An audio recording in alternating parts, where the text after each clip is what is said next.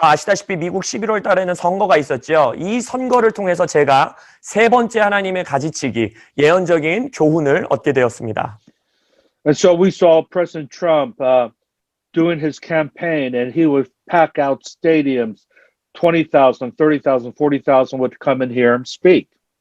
트럼프 대통령이 선거 활동을 벌일 때 보면은 막 뭐 경기장들이 가득 메워지고 막 2만 명, 3만 명, 4만 명 이런 사람들이 와서 그 선거 유세에 동참합니다.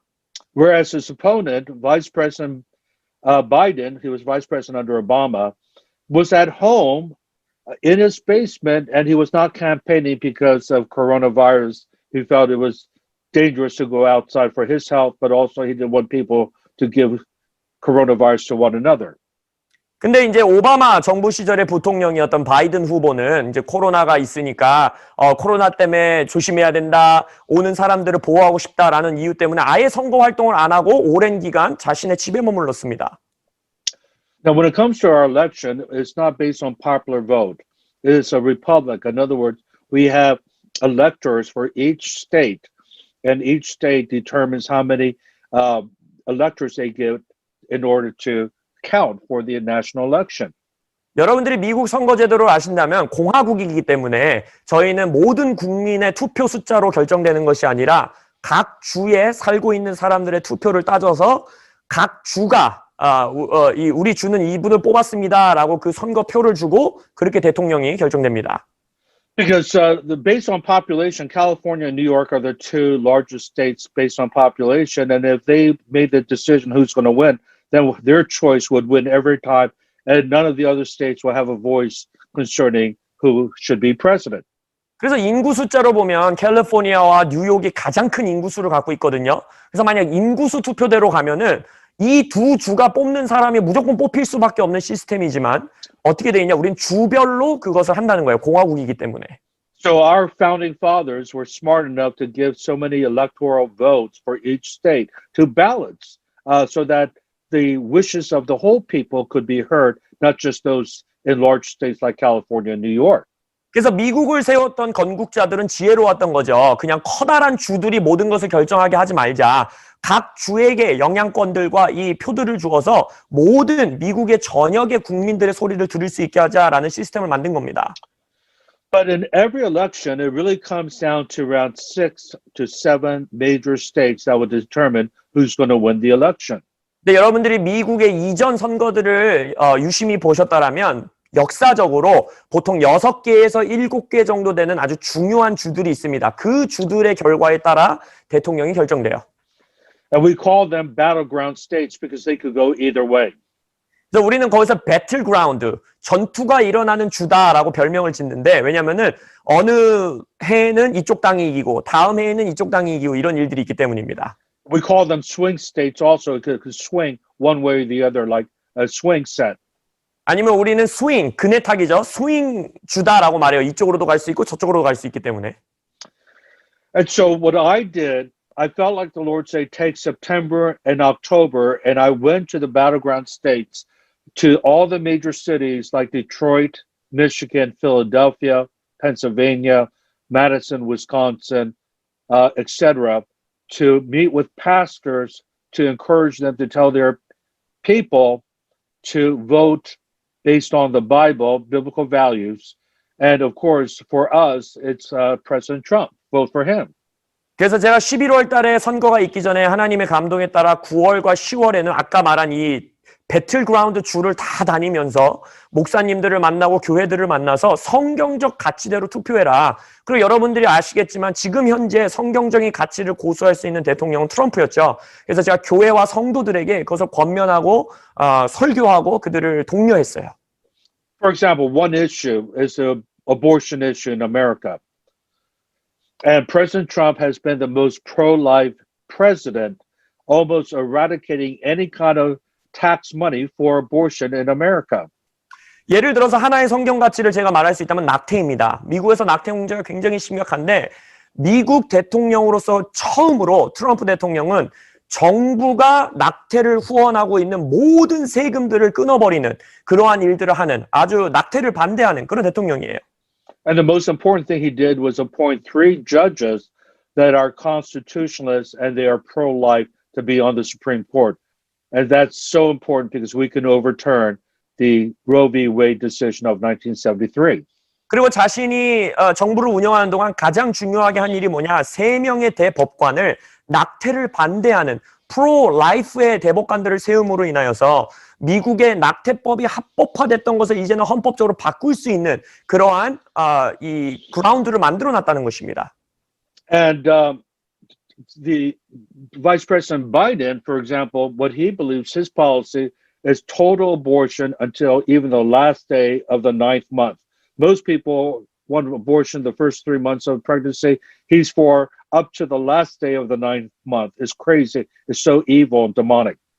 근데 바이든의 이 주장은 무엇이냐? 보통 낙태를 찬성하시는 분들도 한 3개월까지의 낙태를 말하고 있는데 바이든의 정책은 무엇이냐? 아이가 태어나기 바로 전날인 9개월까지도 낙태를 허용하겠다라는 거예요. 아주 악하고 아주 말도 안 되는 그러한 정책들을 가지고 있다라는 것입니다. And he wants every taxpayer to pay for abortion in America. Right now it's illegal for federal taxes, but he wants to change that. So that's where he's at. 그리고 미국은 지금 현재 이 세금이 주 정부 안에서만 낙태를 후원하고 있는데 법을 바꿔서 아예 연방법으로 만들어서 모든 미국의 세금을 내는 세금 가운데 일부가 낙태를 후원하는 곳으로 나아가겠도록 바꾸겠다라는 거예요, 법을. And so all the Christians, I'm talking about like 90% of Christians are voting for President Trump. 그래서 미국 땅에서 특히 믿는 교회 성도들 중에 90% 정도 되는 숫자가 다 트럼프 대통령을 뽑게 됩니다. And not because of his personality or anything like that, but because of his policies. 트럼프 대통령의 성격이나 그의 성품 때문이 아니라 그가 가지고 있는 정책이 성경적이기 때문에 한다는 거예요. So on election night, he was winning in all the battleground states, the swing states I was talking about. 그래서 여러분들이 그 선거날을 보았다면 저녁 늦은 시간까지 아까 말씀드린 그 배틀그라운드 주 모두 다 트럼프 대통령이 굉장히 크게 이기고 있었어요.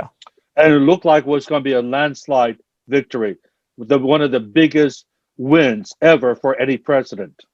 그래서 그 저녁 늦은 시간까지만 해도 미국 대통령 선거 역사상 가장 큰 차이로 트럼프 대통령이 뽑히겠구나 모든 사람들이 예상했습니다. But almost like it was coordinated, 6 of the battleground states, they stopped counting after midnight. 근데 마치 그 6개의 배틀그라운드였던 그 주들이 약속이나 한 것처럼 밤 12시에 다 같이 발표합니다. 우리는 이 표 세는 것을 멈추겠다는 거예요. Never in our history do we stop counting. We count all through the night. And that's just the law, but they stopped counting because Trump was ahead in these swing states that were controlled by Democrats, those who are voting for Biden. 미국은 법으로서 그게 금지되어 있습니다. 투표의 그 날에 모두 다 마무리해야 돼요. 새벽 늦게까지라도 이 표를 다 세야 되는 것인데 트럼프가 이기고 있는 것을 보고 이 6개의 배틀그라운드들이 약속이나 한 듯이 우리는 표 세는 걸 멈추겠다 하고 멈춰버려요. So, for example, in the state of Pennsylvania, Trump was leading by several 100,000 before midnight, and the next day he lost by 400,000 votes out of nowhere. 근데 펜실베니아 주만 하나 보더라도 밤 12시까지만 해도 40만 표 이상으로 이 트럼프가 이기고 있다가 갑자기 새벽 몇 시가 되더니까 40만 표 이상으로 지게 돼버렸다는 거예요. Now, if those votes were balanced and you saw 60 for Biden, 40 for Trump, and he lost narrowly, that'd be one thing. But mathematically, it was like 95% for Biden and 5% for Trump. And no one is going to have that kind of scale difference in any kind of time period of election. 예를 들어서 밤 12시에 멈추고 다시 투표를 이제 세기 시작했을 때 뭐 바이든이 한 60%, 트럼프가 한 40% 해가지고 이렇게 바뀌었다라고 말한다면 이해가 되겠지만 숫자적으로 수학적으로 말이 안 되는 바이든 95%, 트럼프 5%라는 그런 이 통계학적으로도 말도 안 되는 숫자로서 그걸 바꿔버렸다는 거예요. But that's not proof, though. It's just mathematically impossible. It doesn't make sense with that kind of percentage for Biden after the election resumed, when they resumed counting. 그래서 갑자기 표를 다시 세기 시작했을 때 통계학적으로, 숫자적으로, 역사적으로 말도 안 되는 그것을 통해서 바이든이 이겼다라고 발표를 해버린 거예요. But two things happened. 근데 그것으로 인해서 두 가지 일이 발생하게 됩니다. In Georgia, Atlanta, one of the battleground states, there was a video that took place where the Democrats asked all the Republicans to leave the counting area. They said a water pipe had broken and we need to clear the building. 근데 이제 조지아주에서 지금 공식적으로 증거물로 제출된 일인데 어떠한 일이 있었냐? CCTV에 찍힌 것이 증거물인데 갑자기 밤 12시가 되니까 민주당의 사람이 와서 그 투표 관리소가 와서 지금 우리 수도가 터졌기 때문에 모든 사람은 방에서 나가야 됩니다라고 하는 거예요.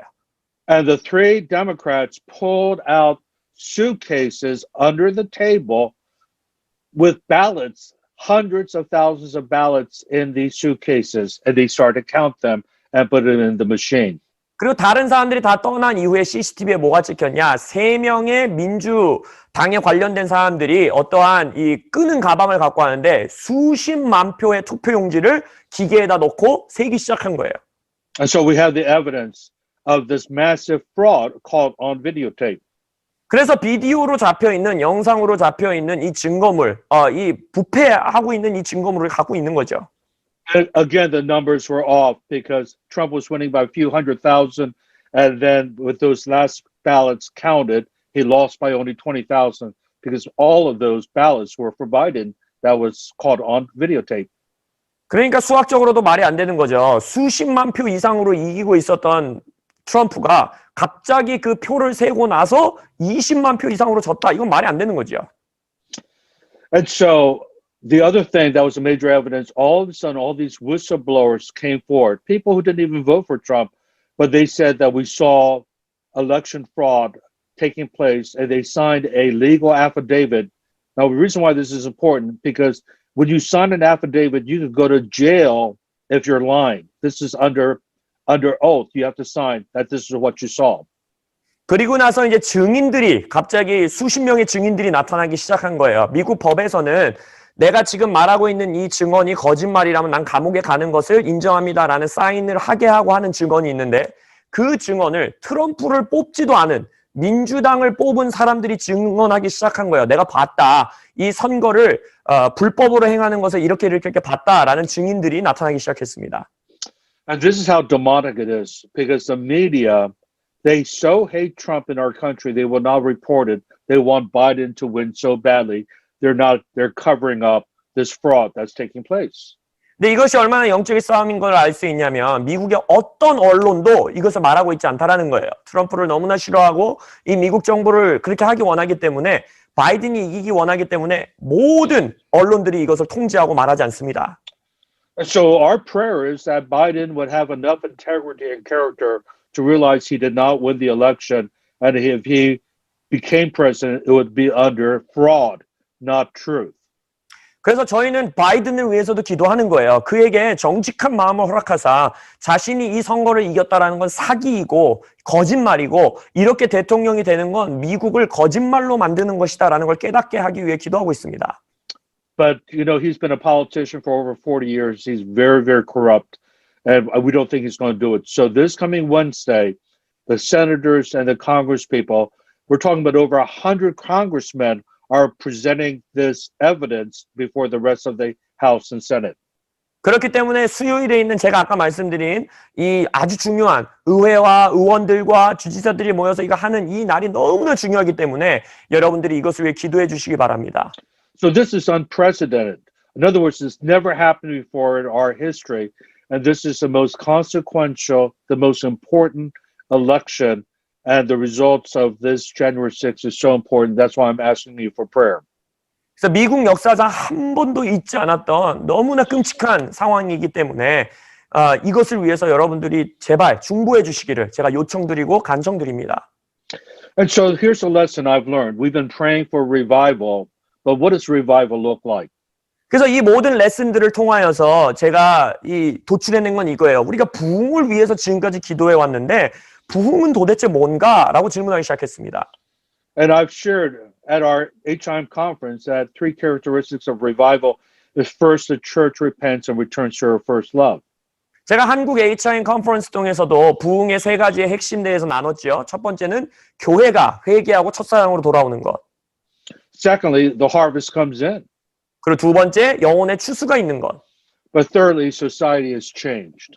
그리고 세 번째, 사회의 변혁이 일어나는 것이라고 말씀드렸었습니다. Ed Silvoso is a brilliant strategist on transformation, said the main indicator that society has changed is when corruption is exposed and eradicated.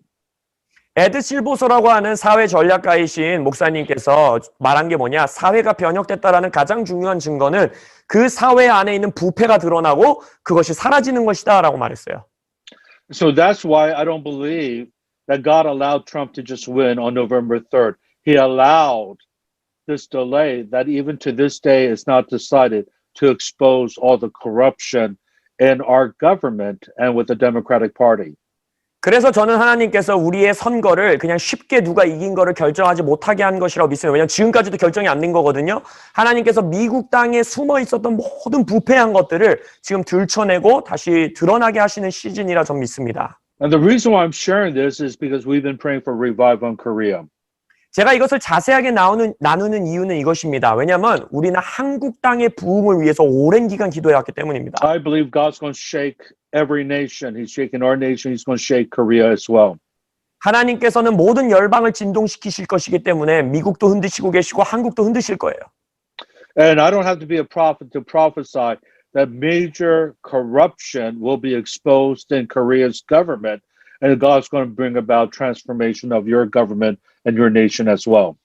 이거는 선지자가 아니어도 누구나 알 수 있습니다. 하나님께서 이 시즌 한국 정부 안에 있는 아주 커다란 부패에 있는 것을 들춰내실 것이고 하나님께서 이것을 통해서 여러분의 정부와 여러분들의 나라를 변화하는 방향으로 이끌어 가실 걸 전 믿습니다. So we need to pray and do whatever the Lord tells us to do. 그렇기 때문에 다시 한번 말씀드립니다. 영적 싸움을 위해 기도하십시오. 그리고 하나님이 말씀하시는 것을 행하셔야 합니다. And that's why I'm flying out tomorrow to go to Washington to pray through Tuesday, Wednesday, and come back after this time of prayer. 그래서 저도 내일 아침 워싱턴 DC에 날아가서 기도하고 선포하고 그래서 수요일까지의 그것을 보고 돌아올 것입니다. I feel the church have to be more active. We need to be activists, spirit-led activism, be led by the Holy Spirit, but we have to do whatever we can to transform society. 저는 정말 믿어요. 이 시즌에 교회들이 행동하는 교회들이 되어야 됩니다. 성령에 따라서, 물론 우리의 육의 힘이 아니라 성령에 따라서 행동하고 역사하는 교회가 되어야 합니다.